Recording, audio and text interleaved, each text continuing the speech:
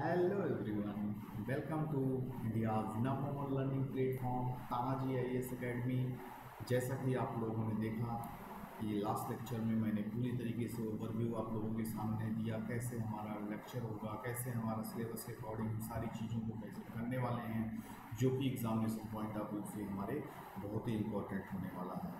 अब हम कवर करने जा रहे हैं एक एक टॉपिक को, एक क्रॉनिकल ऑर्डर में सारी चीज़ों को देखेंगे। जैसे कि एंशिएंट इंडियन हिस्ट्री पहले कवर किया जाएगा, फिर उसके बाद मॉडर्न, फिर उसके बाद मिडाइवल का पोर्शन आएगा। एंशिएंट के बाद मिडाइवल कर देंगे ताकि क्रॉनिकल ऑर्डर में सारी चीज़ें रहें, अच्छे से कवर करने वाले हैं ताकि सारी चीज़ों को हम एक सिलसिलेवार तरीके से अच्छे से पढ़ सकें और जिस भी तरीके से क्वेश्चन का फ्रेमवर्क एग्जाम में हो हम उसको कर सकें।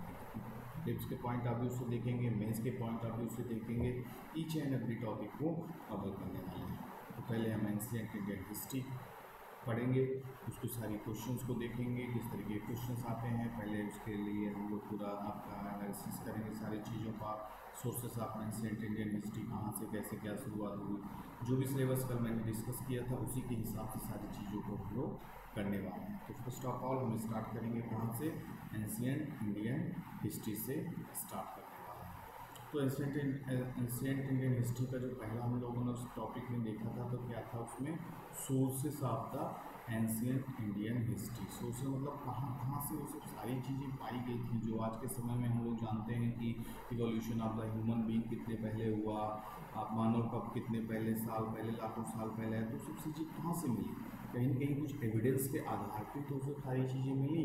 बिना एविडेंस के आधार पर हम कैसे कह सकते हैं कि ये चीज़ कितनी पुरानी है, मानव कब आया, आपका जो मेसोलिथिक कल्चर, स्टोन कल्चर आया, ये सब कैसे आया, हड़प्पा सिविलाइजेशन के बारे में देखिए हम जानते हैं, हमें सारी चीज़ें पता है कि आज के 5000 साल पहले वो सब सारी चीज़ें एक अर्बन सोसाइटी हुआ करती थी जो दुनिया में सबसे ज़्यादा डेवलप्ड। आज के 5000 साल पहले देखते हैं हम लोग की पूरा ड्रेनेज सिस्टम, सारी चीज़ें कितने ज़्यादा डेवलप सोसाइटी थी। तो कैसे पता चला, तो एग्जीबिशन के थ्रू, उनके एविडेंस के थ्रू पता चला। तो एविडेंस और एग्जीबिशन ये सब सारी चीज़ें कैसे कहाँ से आई, तो ये सब सोर्सेस हैं। तो वो सोर्सेस कैसे कलेक्ट किए गए, उन सोर्सेस से हम कैसे सारी चीज़ों के बारे में जानें, तो वो सब चीज़ें हम देखने की कोशिश करेंगे।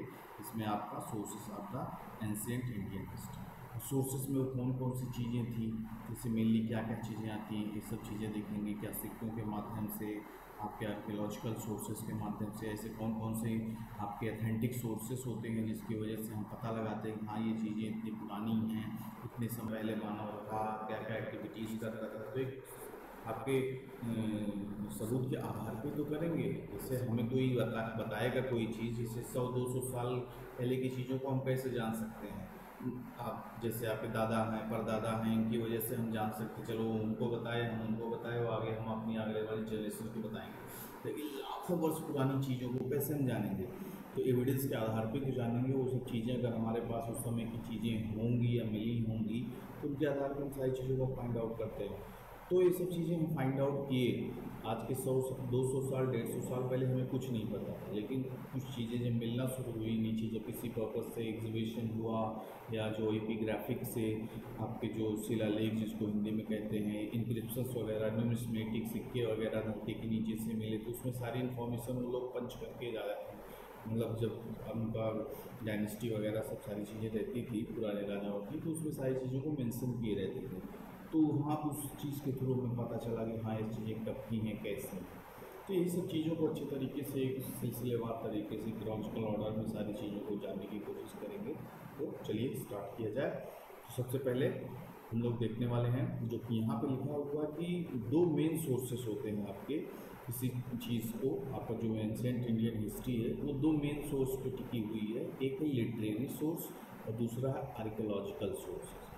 तो ये जो आपके दो सोर्सेस हैं, तो these records are the two main category that gives evidence of the ancient Indian history. तो जो लिटरेरी सोर्स और आर्कियोलॉजिकल, लिटरेरी सोर्स मतलब कि पहले ज़माने की जो बुक्स वगैरह, जो बड़े बड़े फॉरेन राइटर्स आते थे हमारे यहाँ, ट्रेवलर्स आते थे, ये जो हमारे यहाँ के बहुत बड़े राइटर्स हुआ करते थे, जो बुक्स में सारी चीज़ों को मेंशन करते थे कि उस समय के राजा की सारी चीज़ें, एडमिनिस्ट्रेशन उस समय कैसे हुआ करती थी, वहाँ की लॉ एंड ऑर्डर की पॉलिसी कैसे हुआ करती थी, सब सारी चीज़ें किताबों में लिखी हुई मेंशन हमें मिलती हैं। जैसे कौटिल्य की अर्थशास्त्र वगैरह हो गई, तो ये देखो जो हज़ारों साल पुरानी बुक्स हैं, तो इनके थ्रू हमें उस समय के बारे में सारी चीज़ों की इन्फॉर्मेशन मिलती है। तो उसके थ्रू हम सारे सोर्सेज को इकट्ठा किए। फिर उसके बाद आर्कियोलॉजिकल सोर्सेज में जैसे कि आपकी शिलालेख वगैरह हो गई, इंस्क्रिप्शंस वगैरह हो गई, न्यूमिस्मेटिक्स हो गए, आपके सिक्के वगैरह, इन सब से सारी चीज़ों की जानकारी हमने लिया। जैसे खुदाई में मिला, हड्डियाँ मिली, आभूषण मिले, मतलब ऑर्नामेंट्स वगैरह जो लोगों के मिलते, सब सड़ने गड़ने वाली चीज़ें तो है नहीं, आज भी मिली हमें उस रूप में। तो हमने पता लगाया, अच्छा ये लोग ऐसे हुआ करते थे, ऐसी सारी चीज़ें यूज़ करते थे। तो these were the main important sources जो कि हमें सारी चीज़ें मिली। तो जैसा कि आप यहाँ पे देख ही रहे हैं, साफ साफ लिखा भी है आपका लिटरेरी सोर्सेस और आर्कियोलॉजिकल सोर्सेस, दो आपके ऐसे सोर्सेस हैं जिनके थ्रू हम ज़्यादा से ज़्यादा जानकारी प्राप्त करते हैं एंशिएंट इंडियन हिस्ट्री के बारे में। तो लिटरेरी सोर्सेस में देखिए क्या आ जाता है, जैसे वेद वगैरह सबसे मोस्ट एंशिएंट मोस्ट बुक माने जाते हैं। ऋग्वेद हो गए, वेद वगैरह, वेद पुराण, ये सब संस्कृत लैंग्वेज में सारी चीज़ें हुआ करती थी। पाली, प्राकृत, ये सब आपकी क्या हुआ करती थी, मतलब एक तरीके से लैंग्वेज थी। उस लैंग्वेज में हमें कई सारे सोर्सेस मिलते हैं, कई सारी बुक्स वगैरह मिलते हैं जिनको पढ़ के हम सारी चीज़ें, बहुत सी आपकी जो लिपियाँ हैं, बहुत सारे जो आपके फॉर्म ऑफ लैंग्वेज थे, आज भी नहीं पढ़े जा चुके हैं, कुछ पढ़े जा चुके हैं, जिससे पढ़े जा चुके हैं उससे हम जानकारी इकट्ठा कर चुके हैं। और कुछ फॉरेन अकाउंट्स में क्या क्या है, जैसे जो बाहर के ट्रेवलर्स वगैरह आते थे वो लोग भी बुक्स वगैरह लिखते थे। जैसे इंडिका है आपकी, मेगास्थनीज ने इंडिका लिखा, उसमें पूरा कई साल यहाँ तक रहा इंडिया में, अपने कई साल 12 साल उसने बिताए। तो सोचिए 12 साल में उसने कितनी सारी इन्फॉर्मेशन को इकट्ठा किया। तो उस इन्फॉर्मेशन में उसने क्या किया, अपनी इन्फॉर्मेशन को मेंशन किया बुक्स में। तो बुक्स में लोगों आज भी देखो उसकी इन्फॉर्मेशन हमें मिली। अगर वो बुक ना लिखता तो कैसे हम जानते कि पूरे तरीके से कैसे आपका हुआ करता था एंशिएंट इंडियन हिस्ट्री का पूरा एक administration, law and order, culture, religion, society, सब सारी चीज़ें इन्हीं लोग के द्वारा मिली। बहुत बड़ा इंपॉर्टेंट रोल प्ले करती हैं सर। फिर हमारा आर्कियोलॉजिकल सोर्सेस में देखो, जैसे कि यहाँ पे है epigraphic sources, numismatic and other architectural remains. फिर क्या है, यहाँ पे लिखा हुआ है कि the architecture exploration and exhibition have open the great land speak and new information. मतलब इन सब के थ्रू हमें क्या हुआ, ज़्यादा से ज़्यादा सोर्सेज मिले और हमें ऑथेंटिक जानकारी मिलने के साथ ही हम पूरी तरीके से जान पाए कि हाँ एंशिएंट इंडियन हिस्ट्री कैसे किस तरीके से विशाल काय रूप हुआ करता था। ओके, चलिए आगे बढ़ते देखते हैं। अब आता है Indian literary sources. Indian literary sources क्या क्या हैं, कैसे कैसे हैं, ये सब सारी चीज़ें मिली। जैसे तो हमें पता चल गया, दो चीज़ें मेन इंपॉर्टेंट थी आपकी, एक था आर्कियोलॉजिकल सोर्सेस, एक है लिटरेरी सोर्सेस। तो सबसे पहले हम लिटरेरी सोर्सेस के बारे में जानेंगे, फिर आर्कियोलॉजिकल सोर्स के बारे में जानेंगे। तो लिटरेरी सोर्सेस में सबसे पहले बात आती है पुराण और एपिक की।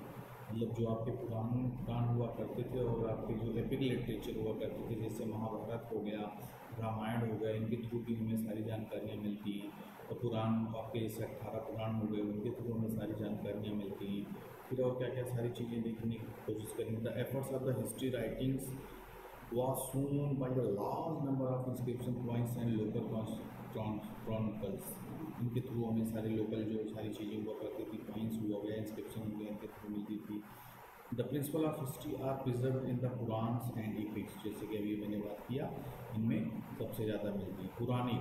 Puranas and epics narrate the genealogies of kings and their achievements, यानी जो राजा महाराजा हुआ करते थे उनके अचीवमेंट्स, उनकी जो लड़ाइयाँ लड़ते थे, जो बड़े बड़े काम करते थे, बड़े बड़े अचीवमेंट्स हासिल करते थे, बड़े बड़े राजाओं को हरा के पूरा साम्राज्य स्थापित करते थे। तो ये सारी चीज़ें आपके एपिक और पुराण में मिलती हैं। लेकिन यहाँ पे एक चीज़ लिखा है, but they are not arrange in a chronological order.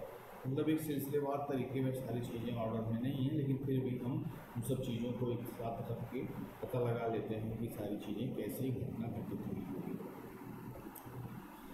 फिर आगे बात आती है वैदिक लिटरेचर की। वैदिक लिटरेचर आती है। वैदिक लिटरेचर में मेनली आपको जो वेद माने जाते हैं वो 4 तरीके के वेद माने जाते हैं, और ये 4 का नाम क्या है, जैसे ऋग्वेद, यजुर्वेद, सामवेद एंड अथर्ववेद। ये आपके 4 मेन वेदास हैं, जिसपे ऋग्वेद जो है आपका, ये सबसे पुराना वेद माना जाता है ऋग्वेद। और ये पूरी तरीके से किसकी भाषा में हुआ करता था, संस्कृत लैंग्वेज में हुआ करता था। और उसमें बहुत सारी चीज़ें थी, कितने श्लोक हैं और कैसे कैसे क्या, इन सब चीज़ों को जब हम वैदिक कल्चर में पढ़ेंगे तो सारी चीज़ों को ये करके देखेंगे। ऋग्वेद के बारे में ही ढेर सारी जानकारी आपको देंगे। इसमें कितने ऋग्वेदा में आपका जो हम लोग मंत्र पढ़ते हैं, क्या गायत्री मंत्र वगैरह हो गया, स्वास्तिक जो हो गया, ये सब सारी चीज़ें कहाँ हमें मिलती है, तो ये सब देखेंगे हम एक एक करके सारी चीज़ों को। अभी तो हमें सिर्फ बस सोर्सेस कौन कौन से थे इन सब के बारे में सारी जानकारी इकट्ठा करनी है। तो ऋग्वेद, यजुर्वेद, सामवेद, अथर्ववेद, या फिर 4 तरीके के मेन वेद हुआ करते थे। फिर क्या कह रहा था, वैदिक literature in different language called the वैदिक लैंग्वेज, मतलब वैदिक लैंग्वेज ही हुआ करती थी एक समय, अलग अलग भाषाओं में आपकी। Its vocabulary contains wide range of meaning and different grammatical uses. It has definite mode of pronunciation and emphasis changes in the meaning of entirely. अलग अलग तरीके की प्रोनाउंसिएशन हुआ करती थी। जैसे आपका ऋग्वेद हुआ तो संस्कृत का अलग, उसमें भाषा मतलब बोलने का टोन अलग तरीके से हुआ करता था। ये सब सारी चीज़ें जानेंगे, सारी चीज़ें करेंगे कैसे क्या क्या हुआ करता था इन सब में। The Vedas give us reliable information about the culture and civilization of the Vedic period. जो वेद, ये चारों वेद हैं, ये आपके वैदिक कल्चर और कि कैसे रिलीजियस एक्टिविटीज़ हुआ करती थी, एडमिनिस्ट्रेशन कैसा था, इन सब चीज़ों के पूरा एक आपका पूरा विस्तार से पूरा इन्फॉर्मेशन देता है, ठीक है ना। लेकिन पॉलिटिकल हिस्ट्री के बारे में कोई ज़्यादा, पॉलिटिकल कल्चर कैसे हुआ करता था ऐसा कोई अथेंटिक इन्फॉर्मेशन नहीं रहता है। बाकी सारे चीज़ religious activity, administration, law and order, ये सब सारी चीज़ें उस समय के बारे में पूरा वैदिक आपका वैदिक जो ये बुक्स वगैरह वैदिक लिटरेचर है पूरी तरीके से हमें उसके बारे में इंफॉर्मेशन देता है। आगे देखते हैं। फिर आता वेदांत। जैसे वेद से हमें सारी चीज़ें मिली, फिर उसके आगे के कुछ टेक्स्ट थे, उसके आगे के कुछ लिटरेचर थे, वो भी हमें बहुत सारी इन्फॉर्मेशन देते हैं। तो जैसा कि यहाँ पर लिखा हुआ है वेदांत, और नंबर ऑफ वेदांत कितने थे, 6। एग्ज़ाम में भी आता है कि there are 6 Vedanta, there are 4 Vedanta. तो आप जाने रहिएगा कितने हैं, नहीं तो फिर एलिमिनेशन करने में आसानी होती है अगर आप सारी चीज़ें पता है। तो 6 वेदांत हुआ करते थे, इनको बोला जाता था लिम्स ऑफ द वेदा। जैसे आपके एग्ज़ाम में भी आ गया कि limbs of the Veda is known as Vedanta. हाँ सही बात है। तो आप इस तरह की सारी चीज़ों को एलिमिनेट कर सकते हैं।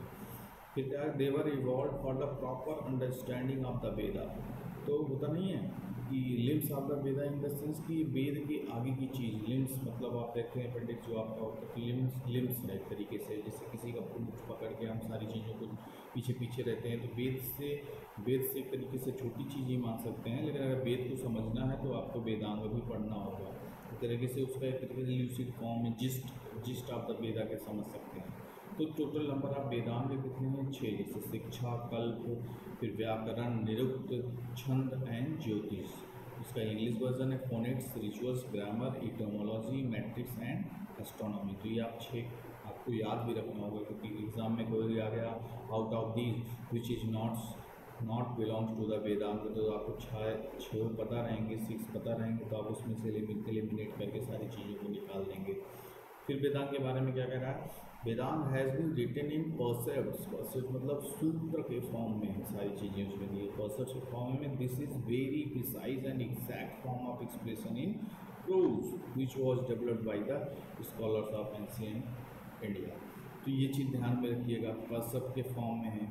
एग्जाम में भी आपके 2-3 चीज़ें परसेप्ट दे देगा कि प्रोज के फॉर्म में है, परसेप्ट के फॉर्म में है, तो आप ध्यान में रखिएगा परसेप्ट के क्या वेदांत। चलिए आगे देखते हैं। फिर आता है लिटरेरी सोर्सेस में, इसका बहुत बड़ा महत्व है आपका अष्टाध्यायी। अष्टाध्यायी, अष्ट मतलब 8, अध्यायी मतलब आपके चैप्टर, तो उसी से मिलकर बना है अष्टाध्यायी। एक संस्कृत का वर्ड है अष्टाध्यायी, इसका मतलब 8 चैप्टर। तो Ashtadhyayi was written by Panini. Exam में भी आता है, बोर्ड एग्जाम हो गया, यूपीएससी वगैरह भी आपके सेंटेंस में दे देगा Ashtadhyayi was written by Kalhana. तो आप तुरंत एलिमिनेट कर दोगे, नहीं ये गलत जवाब। के सही जवाब क्या है, पाणिनि। तो उसी आपको याद रखना पड़ेगा। Ashtadhyayi written by Panini is a book on grammar that was excellent information on the art of writing in sutras. ठीक है ना, तो उसको ध्यान में रखिएगा, आपके मेंस के आंसर राइटिंग में भी काम आएगा। द लेटर वैदिक लिटरेचर इंक्लूड्स ब्राह्मण। जैसे आपके इससे पुराने हो गए, अष्टाध्यायी हो गया, वेदांग हो गया, वेद हो गया। लेटर वैदिक लिटरेचर में क्या क्या आते हैं, ब्राह्मण्स आ गए, आर्यंस आ गए, उपनिषद आ गए, नंबर ऑफ उपनिषद पूछ सकता है आपके कितने हैं, ब्राह्मण्स कितने हैं, आर्यन कितने हैं। तो ये सब सारी चीज़ें आपको, इनके बारे में तो हम अच्छे तरीके से पढ़ने वाले हैं वैदिक लिटरेचर, वैदिक लिटरेचर में। अभी तो सिर्फ हमें जानना है कि क्या क्या सोर्स थे, ठीक है ना। ये तो हमें अभी सोर्सेस ऑफ द, क्योंकि हमारा टॉपिक है sources of the ancient history, तो ऐसा नहीं है ब्राह्मण्स की बात आ गई तो चले हम अब पूरा ब्राह्मण से अभी पढ़ें, आर्यन की बात आई आर्यन पढ़ें, उपनिषद पूरा 18-20 उठा लें। तो अभी तो सिर्फ हम जानेंगे सोर्सेस में क्या क्या थे। फिर जब एक एक टॉपिक को अच्छे तरीके से आगे पढ़ेंगे हम लोग, उसमें एक पूरा सारी चीज़ों को एक्सप्लेनेशन करेंगे। फिर Brahmans gives description of the Vedic rituals, जो वैदिक रिचुअल्स हुआ करते थे उनके बारे में पूरी तरीके से डिस्क्राइब करता है आपका ब्राह्मण। Aryan's and Upanishad gives speeches on the different spiritual and philosophical problems, जो spiritual and philosophical problems हुआ करते थे उनके बारे में सारी तरीके से solution दिया हुआ करता था आर्यन एंड उपनिषद। तो दे वर द आपका important sources। फिर आती है पुराण की बारी। How many numbers of Purana? Total 18 Purana से एग्जाम में भी जाएगा। देयर आर 16 पुराण, तो 16 नहीं है, टोटल कितने हैं? 18 पुराण से। तो आप तुरंत सही मार दोगे, अगर 18 दिया तो 18। How many Purana are there in ancient India? तो 18 पुराण। फिर रामायण एंड महाभारत एक उसकी बात किए थे कि सबसे बड़े एपिक में से एक है दुनिया में, ग्रेट हिस्टोरिकल इंपॉर्टेंस है इनकी। तो यहाँ पे महाभारत भी रखी हुई, रामायण भी रखी हुई। हमारे हर घर में रामायण महाभारत होता है, हिंदुओं के घर में माना जाता है कि रामायण महाभारत से होली बुक में से एक मानी जाती है। फिर आते हैं जैन एंड बुद्धिस्ट, ये भी आपके दो एक वो आए थे, जैन बुद्धिज़्म दो फिलॉसफी आई थी, तो इनके भी बारे में आपकी सारी जानकारियाँ मिलती हैं मतलब एंशिएंट इंडियन हिस्ट्री में। तो Jain and Buddhist literature had been written in Prakrit and Pali language में, मतलब ये जो पाली एंड प्राकृत लैंग्वेज जो लोकल लैंग्वेज थी उनमें सारी लिटरेचर लिखे गए, जिससे जो लोकल लोग थे उनको सारी जानकारियाँ मिली कि साहब क्या क्या कैसे करना चाहिए। ज़्यादा से ज़्यादा लोग जुड़े भी थे प्राकृत और पाली लैंग्वेज से। Early Jain literature is mostly written in Prakrit language, exam में भी आपके पूछ सकता है। Early Jain literature is mostly written in Pali language या खरोष्ठी लैंग्वेज, लेकिन नहीं, सच बात तो ये है कि प्राकृत लैंग्वेज में लिखी गई थी अर्ली जैन लिटरेचर। और आपकी Prakrit language was a form of Sanskrit language, ये भी ध्यान में रखिएगा, छोटी छोटी चीज़ें हैं आपको ध्यान में रखना होगा। तो प्राकृत लैंग्वेज किसका फॉर्म है? एक संस्कृत का, उसमें एग्जाम में भी दे देगा, संस्कृत हो गया, आपका पाली हो गया, या आपका दूसरा लैंग्वेज दे देगा खरोष्ठी हो गया, इंडो ग्रीक हो गया। तो ध्यान रखिएगा संस्कृत लैंग्वेज का ही एक पार्ट है आपका ये प्राकृत लैंग्वेज। तो छोटी छोटी चीज़ें फैक्ट के साथ साथ आपके हर एक चीज़ में काम आएगा। फिर पहले लैंग्वेज के बारे में क्या दिया गया? पहले language was a form of Prakrit language, तो दे देगा सारी चीज़ें। देखो प्राकृत किसका फॉर्म था? आपका संस्कृत का। तो पाली किसका फॉर्म था? आपका प्राकृत का। तो सब सारी चीज़ें छोटी छोटी चीज़ें बड़ा काम करेंगे आपके एग्जाम में। हर चीज़ को एकदम कई बार जब आप इस चीज़ को रिवाइज करेंगे, अच्छे तरीके से पढ़ेंगे, तभी ये सब चीज़ें आपको याद रहेंगी। Most of the early Buddhist literature is Pali language, ये भी ध्यान रखो। तो ये सब सेंटेंस में बना के दे देंगे आपको, दो तीन सेंटेंस में बना के आ गया ABC, फिर A सही है, B सही है, B सही है, CD सही है। तो आप देखेंगे क्वेश्चन का स्ट्रक्चर कैसे होता है। तो जब तक ये सब सारी चीज़ें पता नहीं रहेगा कैसे करेंगे? तो बार बार रिवाइज करने से सब सारी चीज़ें क्लियर होंगी।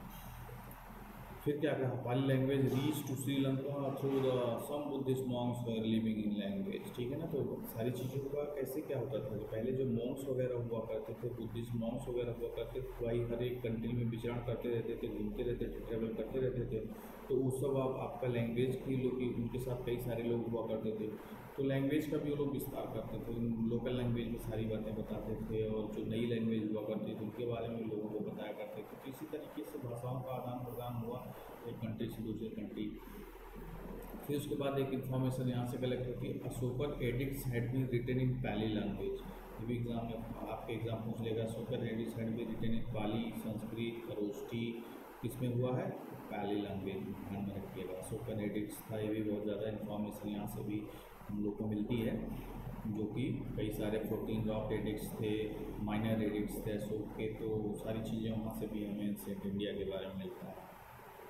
फिर हम देखेंगे अब लिटरेरी सोर्सेज में एंशिएंट बुक्स, तो कौन कौन सी बुक्स थी जिनकी वजह से, जिनके थ्रू हमें सारी जानकारियाँ मिलती हैं। जैसे बुद्धिस्ट बुक्स जो हुआ करती थी, बुद्ध की जो स्टोरीज़ हुआ करती थी, उनको बोला जाता था जातक स्टोरीज़। तो बुद्धिज़्म के बचपन से लेके सारी स्टोरीज़ को उसमें कलेक्ट हुआ था, तब कंपाइल के फॉर्म में रखा गया है, आज भी रखी गई हैं, कुछ खत्म हो गई है। तो जातक स्टोरीज़ हुआ करते थे, बुद्धिस्ट बुक को जातक स्टोरीज़ के नाम से कहा जाता था। They have been given some historical importance because they are related with the previous birth of Buddhas. तो जातक स्टोरीज में क्या हुआ करती थी, प्रीवियस बर्थ ऑफ बुद्धास के बारे में सारी इन्फॉर्मेशन रहती थी। There are more than 550 such stories, लगभग 550 वहाँ पे उस जातक स्टोरीज में काफ़ी क्या होती थी, कहानियाँ हुआ करती थी। The historic information mentioned in Jaina literature also help us in recasting the history of the different region of India. फिर उसके बाद हमें कहाँ से जानकारी मिलती है, Dharma Sutra and Smriti, what the rules and regulation for the general public and rulers. दी आपकी स्मृति, कई सारी स्मृतियाँ हैं, उनके बारे में देखेंगे जो हम आपका पढ़ना शुरू करेंगे, वैदिक कल्चर पढ़ेंगे तो उसमें स्मृतिज आपकी मिलेंगी, ढेर सारी धर्म सूत्र मिलेंगे। ये सभी बहुत ज़्यादा इम्पोर्टेंस है इनका, क्योंकि यहाँ से भी हमें बहुत सारी देखो यहाँ पे किसके बारे में जानकारी मिलती है, जनरल पब्लिक एंड रूलर्स के बारे में जानकारी मिलती है इन सब चीज़ों से। It can be equated with the constitution, एक तरीके से कॉन्स्टिट्यूशन की तरह रूल ऑफ बुक हैं ये सब एक तरीके से। And law books of the modern concept polity and society, जैसे कि मनुस्मृति, स्मृति में मनुस्मृति है, नारद स्मृति है, तो कई तरीके की स्मृति है। तो Manusmriti one of the most important और वन ऑफ द अथेंटिक और सबसे ज़्यादा मानी जाने वाली स्मृति में से। इसमें बहुत सारे लॉ के बारे में जानकारी मिलती है, जो हमारी लॉ बुक्स वगैरह जो बनी हुई हैं, तो सब मनुस्मृति का ही कहीं कहीं तरीके से पिलर फाउंडेशन है, सब मनुस्मृति वगैरह ही।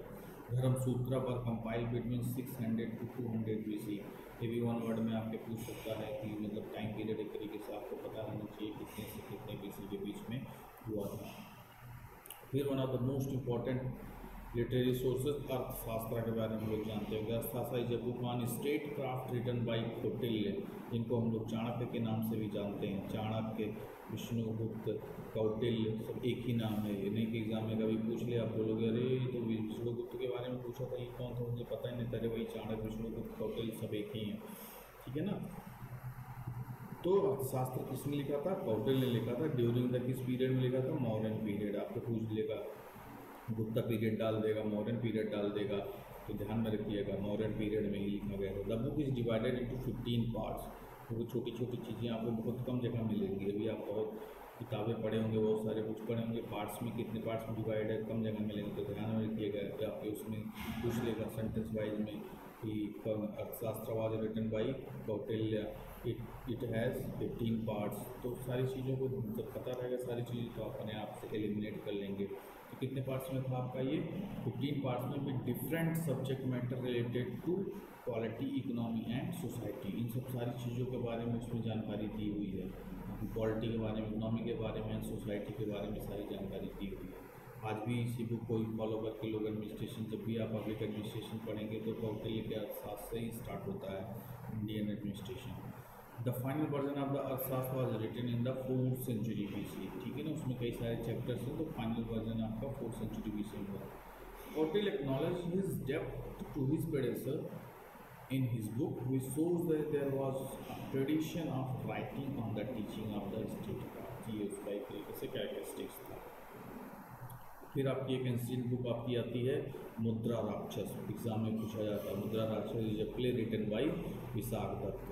विशाख दत्त ने क्या कौन सा प्ले रिटन किया था, मुद्रा राक्षस। It describe the society and culture of that period, ancient Indian history की आपकी उस कल्चर में कैसे क्या क्या सोसाइटी हुआ करती थी, कैसे कल्चर हुआ करता था, उसके बारे में सारी जानकारी मिलती है। फिर आता है मल्लविका मित्रम रिटन बाई कालिदास। बहुत ही इनका मोस्ट इम्पॉर्टेंट इन्फॉर्मेशन यहाँ से मिलता है। और ये किसके समय में हुआ था, पुण्यमित्र शुंग डायनेस्टी। पूछा जाता है कि किस डायनेस्टी से रिलेटेड है।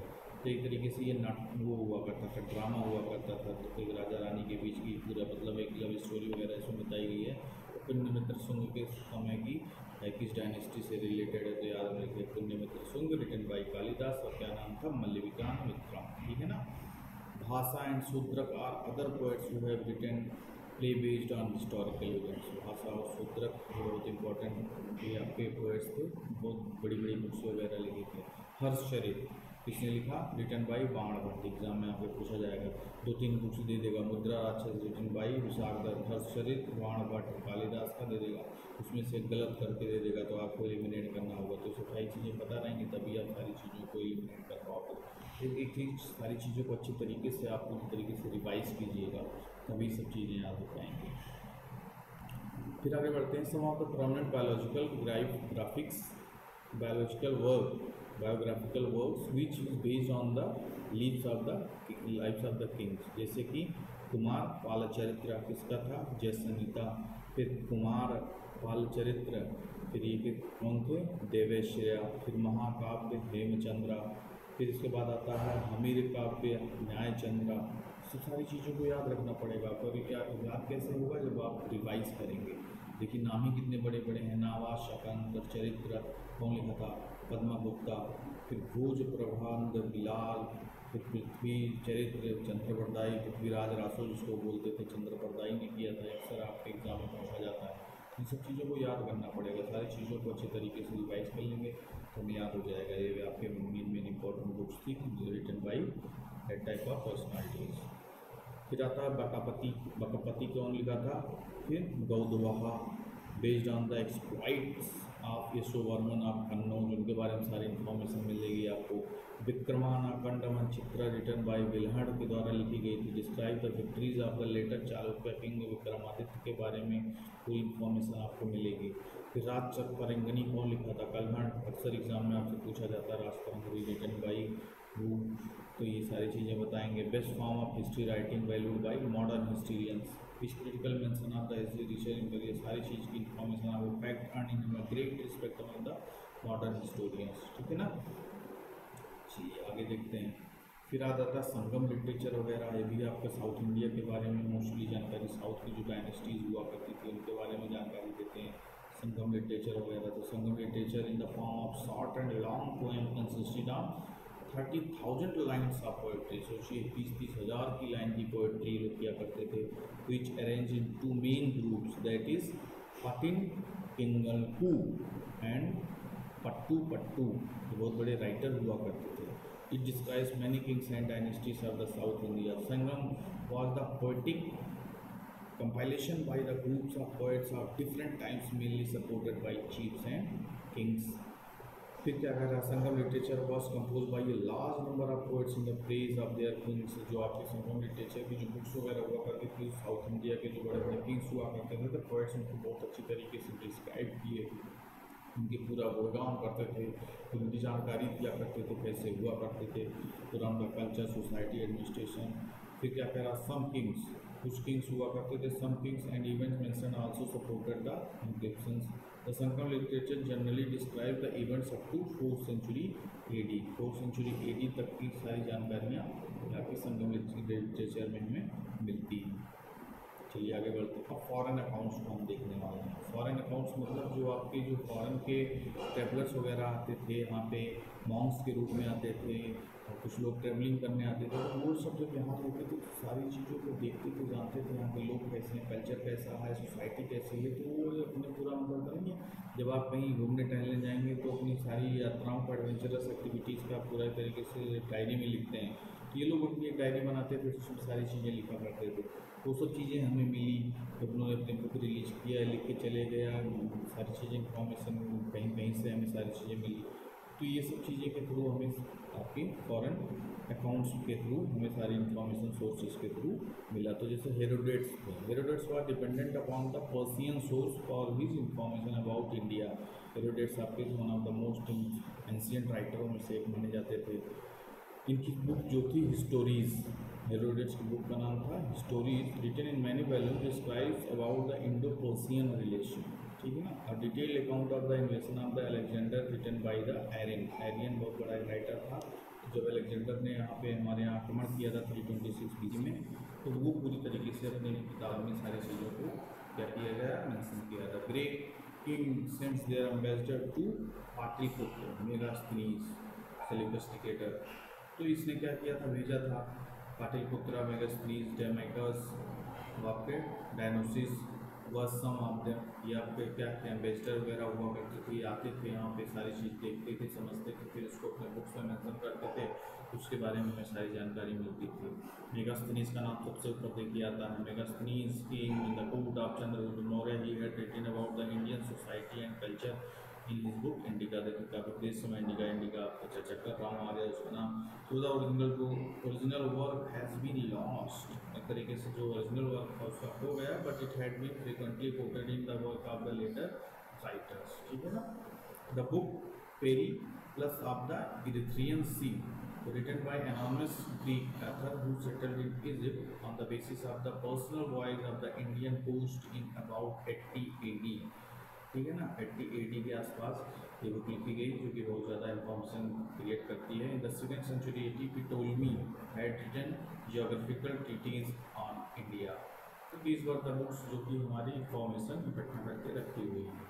फिर आता था Greek writing about India, however is based on the secondary sources, the ignorant of the language and customs and the country has their information error and contradictions। Many Chinese travelers जो हमारे यहाँ आए, travellers बन के India as a Buddhist pilgrimage from time to time आते रहे। जैसे फाइयान ने आया, फाइयान आए हमारे यहाँ सारी चीज़ जैसे इंडियन 5th सेंचुरी AD, इंसान आया 7th सेंचुरी AD, फिर उसके बाद ये आपकी ईजिंग आया 7th सेंचुरी। तो ये सब देखिए इनका टाइम पीरियड है, एग्जाम में आपके भी इस तरह करके पूछ लेगा कि कब कौन कब आया, तो सबका ध्यान में रखना, कौन 5th सेंचुरी में आया, कौन 7th में आया, कौन 7th 8th 4th में आया, सबका टाइम पीरियड था, उसको भी ध्यान में रखना है। फिर हिंसान के बारे में देखिए जानकारी इकट्ठा करना। हिंसान आपका था हर्षवर्धन के समय में, ये बहुत वैल्यूएबल अकाउंट आपका मिलता है उसके थ्रू है। हर्षवर्धन के टाइम में some of the other contemporary king in north India, Fahien and हिंसान travelled many parts of the country and they have given a exaggerated accounts of Buddhism during the period of your visit, ठीक है ना। फाहियान और हिंसान के through में बहुत सारी जानकारियाँ मिलती हैं। और हिंसान mentioned Harsha as a follower of Buddhism while in his epigraphic record, ठीक है ना। उसने आपका इंसान ने सारी चीज़ मेंशन किया कि हर्षा क्या था, बुद्धिज्म को फॉलो करता था। While in his epigraphic records Harsha mention himself as a devotee of Shiva, भगवान शिव का भी पुजेरी था, ये भी उसने मेंशन किया है। सच ए फाउंडेशन में भी consider due to the fact of the multi religious nature of the Indian ruler which might confuse of foreigners.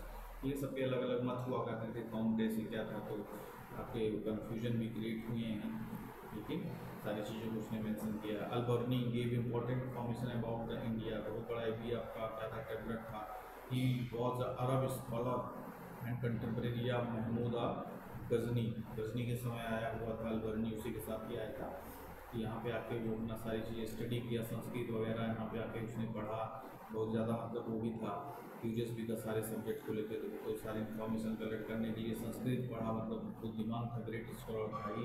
Acquired knowledge of Indian society and culture through literature, therefore his observation are based on his knowledge about the Indian society and culture, but he did not give any political information on his time। सारी information उससे collect हुआ, but एक तरीके से political information नहीं हुआ था। फिर हम देखने वाले हैं जैसे कि हमारा लिटरेरी सोर्सेज खत्म हो चुका है, अब हमारा आएगा आर्कियोलॉजिकल सोर्सेज। तो आर्कियोलॉजिकल सोर्सेज भी जैसा कि मैंने बताया था, इसमें क्या क्या सारी चीज़ें मिलती हैं, पुरानी आभूषण, ऑर्नामेंट्स, आपकी बोन्स वगैरह, और आपके कई सारे इंस्क्रिप्शंस हो गए, और आपके क्या हो गए न्यूमिस्मेटिक मतलब सिक्के वगैरह हो गए। तो इन सब चीज़ों के थ्रू हमें आर्कियोलॉजिकल सोर्सेज की सारी जानकारियाँ मिलती हैं। Archaeological sources of the Indian history is only about 2 century old, ठीक है ना। 2 सेंचुरी मतलब 150-200 साल पहले से ही हमें इनके बारे में जानकारियाँ मिलना, मतलब जब खुदाई वगैरह शुरू हुई, कौन कहाँ क्या था कैसे था, तो सारी जानकारी मिली। लगभग 200 साल 2 सेंचुरी ओल्ड ही हैं। उसके बाद उसी में से पता चला कि सब सारी चीज़ें कई साल, कई हज़ार साल पुरानी हैं। The archaeological sources enhance the knowledge about our past and also provide important materials which we could not have been obtained otherwise। तो up to 1920 Indian civilization was considered to have begun about 6th century BC। However, high excavation and Mohenjodaro, Kalibangan, Harappan, टूटू, एंटीका, five, मतलब जो सारी information हमें archaeological sources से मिला, उसमें हम मोहनजोदाड़ो, कालीबंगम, हड़प्पा, ये सब जो आपकी जो एंशिएंट सिविलाइजेशन हुआ करती थी, इनके बारे में हमें सारी जानकारियाँ मिली आर्कियोलॉजिकल सोर्सेज से। उसके बाद प्री हिस्टोरिक जो आपके सोर्सेस हैं उसमें सारी चीज़ें मिली, कब से कितने साल पुरानी जानकारी मिली, 2 मिलियन ईयर्स एगो की पुरानी आपकी इंफॉर्मेशन मिली। फिर एपिग्राफिक एंड न्यूमिस्मेटिक। एपिग्राफी मतलब आपका होता है आपका जो शिलालेख वगैरह के थ्रू, मतलब epigraphy is the study of inscription. Inscription की जो स्टडी करते हैं उनको एपिग्राफी करते हैं। Numismatic is the study of coins, medals and paper money. इन सब की जो स्टडी किया जाता है इनको बोलते हैं न्यूमिस्मेटिक। एपिग्राफी एग्जाम में भी आपके पूछ सकता है, इंपॉर्टेंट है, ठीक है ना। The coins are the important numismatic source that tells about the Indo-Greek, Saka-Parthian and Kushan. तो ये क्या हुआ करते थे, जो कॉइन्स वगैरह वो ज़्यादा चलाते थे, पंचमार्क कॉइन चलाते थे, सारी चीज़ तो इसमें अपने बारे में जानकारी मेंशन कर देते थे। तो भाई जब धरती के अंदर से खुदाई होगी मिलेगी तो सारी इन्फॉर्मेशन उस पर लिखा ही रहता था, किस एज की है, कौन से राजा हैं, उसमें पंचमार्क कॉइन हुआ करता था, उसमें से मेंशन रहता था, तो उससे सारी इन्फॉर्मेशन हमें मिल जाती थी। The inscription of Ashoka and Samudragupta provide valuable information about the social and political status of the people. फिर उसके बाद study of these inscription reveals the world about the Ashoka के बारे में बहुत सारी जानकारी मिलती है, क्योंकि इंस्क्रिप्शन के थ्रू ही सारी चीज़ें शिलालेख के पे अपनी इंफॉर्मेशन अचीवमेंट सारी चीज़ों को मेंशन कर दिया करते थे, तो उनके थ्रू हमें सारी जानकारी मिलती है। फिर उसका जो धर्म हुआ करता था अशोका का, इनफैन को सागर समुद्रगुप्त ने जितनी भी सारे आपके लड़ाइयाँ लड़ी थी सारी चीज़ें वो मिला था, जैसे इलाहाबाद में इंस्क्रिप्शन वगैरह हो गया, तो यहाँ पे वो अपने बारे में सारी पूरा एकदम वो किया था, अचीवमेंट को मेंशन कराया था, तो उसके थ्रू हमें सारी चीज़ों के बारे में पता चला। फिर दूसरा आता है आर्कियोलॉजिकल मोनूमेंट्स के बारे में, वहाँ से सारी चीज़ें मिलती हैं, जैसे आपका temples and description displays the architecture and artistic history of the Indians from Gupta period, ठीक है ना। तो जो गुप्ता पीरियड वगैरह में हुआ करता था तो उसमें क्या हुआ करता था, तो मोनूमेंट्स वगैरह ढेर सारे मिलते थे, वहाँ पे वो सब सारी चीज़ें इंक्रिप्ट कराई दी जाती थी। उसके वहाँ से के थ्रू हमें सारी चीज़ें मोनूमेंट्स वगैरह हो गए या फिर अच्छी एक्टिविटीज़ हो गई, अच्छे तरीके से जो कलाकारी नक्काशी पेंटिंग वगैरह हुआ करती थी उसके थ्रू हमें सारी चीज़ें मिली।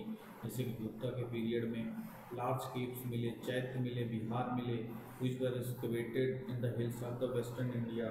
फिर कैलाश टेम्पल जो कि बहुत one of the most important है, Kailash temple of Ellora and ratha जो हम लोग देखते हैं महाबलीपुरम में, have been carved out of the rock from outside, मतलब आपके रॉकिंग मतलब पत्थरों को काट के सारी चीज़ें बनाई गई हैं, तो उसके थ्रू हमें सारी जानकारियाँ मिलती हैं। The exhibition of the cities of Mohenjodaro and Harappa जो हमारी one of the most ancient civilization की, इंडस वैली सिविलाइजेशन की जानकारी मिलती है। तो हम उस सारी जानकारी इकट्ठा करते हैं, कैसे सोसाइटी हुआ करती थी, कैसे कल्चर हुआ करता था। फिर क्या हमारा था हिस्टोरिक साइट सच एज कालीबंगम, ये सब कला आपका हड़प्पा को आपके मोहनजोदाड़ो और जो आपका इंडस वैली सिविलाइजेशन की मोस्ट इंपॉर्टेंट साइट्स हुआ करती थी। क्या क्या कालीबंगम हो गया, लोथल हो गया, धौलावीरा हो गया, राखीगढ़ी हो गया, तो सभी तरीके से मोस्ट डेवलप्ड साइट्स हुआ करती थी। तो contemporary of the Mohenjodaro Harappan civilization हमारे यहाँ की थी, जैसे हड़प्पा मोहनजोदाड़ो तो पाकिस्तान में, ये आपके इंडिया में है, तो एक तरीके से उनके कंटेम्प्रेरी मतलब उसी के साथ साथ डेवलप की थी। Harappan civilization cover the area Gujarat, Maharashtra, Haryana, Punjab, ये आपके एरिया हैं। आप पढ़ेंगे कि करके जो अपन कल्चर में नॉर्थ क्या था, साउथ क्या था, ईस्ट क्या था, तो कहाँ का पूरे कल्चर के बारे में ईच एंड एवरीथिंग हम लोग डिस्कस करने वाले हैं। फिर dark age of the ancient Indians वाला पीरियड में 1500 टू 600 BC का डार्क एज माना जाता है। Dark age in the sense कि इस समय हमें कोई ज़्यादा इन्फॉर्मेशन नहीं मिलती एंशिएंट इंडियन हिस्ट्री के बारे में, इसलिए इसको डार्क पीरियड कहा जाता है। फिर हम आते हैं आर्कियोलॉजिकल डिस्कवरीज, जैसे black and red ware, painted ware and Malwa and Jorwe culture है। Fill the chronicle gaps was covered with the geographical history, मतलब एक तरीके से ये सब सारी चीज़ें उस समय बनाई जाती थी वहाँ पर, उस समय के लोगों के द्वारा कैसे कैसे पॉट्स हुआ करते थे। ब्लैक एंड रेड वेयर मतलब कौन कौन सी मिट्टियों की मदद से जोड़ के सारी चीज़ें, देखो ब्लैक वेयर हो गया, रेड वेयर हो गया, इसमें मतलब कई सारी मिट्टियों को करके पॉट में क्रिएट करते थे सारी चीज़ों को, ब्रिक्स के फॉर्म में बर्न ब्रिक्स हुआ करती थी, सारी चीज़ें पी करके, मतलब ये सब इन्फॉर्मेशन बताती हैं कि कैसे कैसे कल्चर हुआ करता था, कैसे एक्टिविटीज़ करते थे, कैसे टॉयज़ बनाते थे, कैसे उनका कल्चरल कैसे सिस्टम हुआ करता था, ये सब सारी चीज़ें इन्फॉर्मेशन इन सब चीज़ों को जो आपकी एग्जीबिशन में मिली हैं उसके थ्रू ही मिलती हैं। तो some of the important point that archaeological displays a great domesticated sheep and goats, यहाँ पर देखिए जानवर वगैरह भी क्या हुआ करते थे, सीप and goats, and started agriculture 8,000 years ago आपकी जो एग्रीकल्चर एक्टिविटीज़ हुई वो सब स्टार्ट हुई। फिर आयरन मेटल, फिर उसके बाद मेटल्स की खोज हो गई आपकी वैदिक पीरियड, लेटर वैदिक पीरियड में। तो इसकी वजह से क्या हुआ, कैसे कैसे जब आपका पहले तो लोग स्टोन से सारी चीज़ें, जब आपके जो हुआ स्टोन आपका में मेसोलिथिक हुआ और आपका नियोलिथिक, ये सब सारी चीज़ें हम पढ़ेंगे प्री हिस्टोरिक एरा में।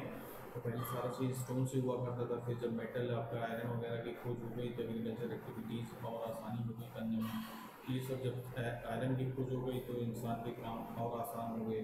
फिर क्या था बाद में, traditional of rock painting in India prove to be more than 12,000 years ago. मतलब इतने साल पहले सारी चीज़ें एक्टिविटीज़ हुआ करती थी। Tools and remains found in the Kashmir and Narmada valley, ठीक है ना, कई सारे पत्थर टूल्स वगैरह पाए गए नर्मदा और कश्मीर वैली में। इससे पता चला कि ह्यूमन एक्टिविटीज़ कैसे सारी चीज़ें 2 मिलियन ईयर से वो सारी चीज़ें कैसे करते थे। तो ये सब सोर्सेज से हमें सारी जानकारी उपलब्ध हो पाई।